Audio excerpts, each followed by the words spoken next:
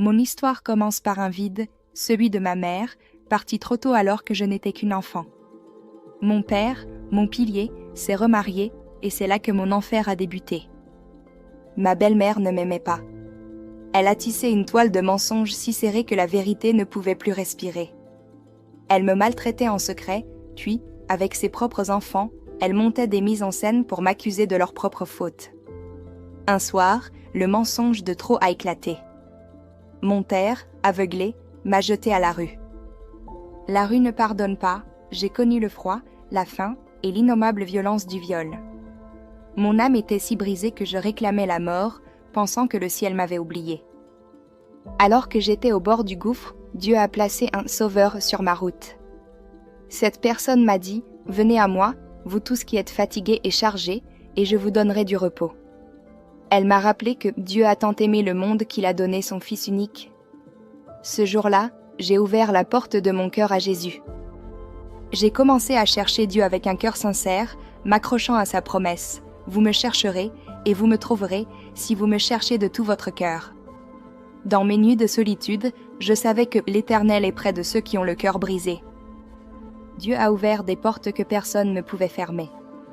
Il a mis sur mon chemin des bienfaiteurs qui ont financé mes études. J'ai travaillé avec acharnement, porté par sa grâce. Aujourd'hui, je suis docteur. La roue a tourné, la vie de ma belle-mère et de ses enfants a basculé dans la précarité, et c'est vers moi, celle qu'ils ont méprisée, qu'ils viennent chercher de l'aide. Dieu a accompli sa parole, de la poussière il retire le pauvre pour les faire asseoir avec les grands. Je suis devenue une personne importante pour ma famille et tout le monde parle de la gloire de Dieu dans ma vie. Dieu a opéré un miracle total.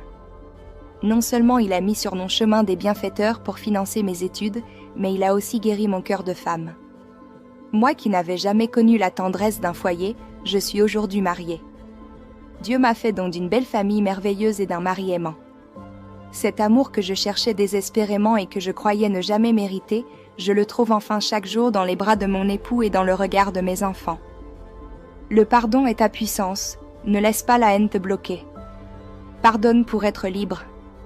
L'intimité avec Dieu, cherche-le sincèrement, pas par habitude, mais par besoin vital. L'excellence, Dieu envoie l'opportunité, mais tu dois fournir l'effort. Étudie et travaille dur. L'espoir, ta situation actuelle n'est qu'un chapitre, pas la fin du livre. N'oubliez jamais que, peu importe la profondeur de votre abîme, la lumière de Dieu peut vous atteindre.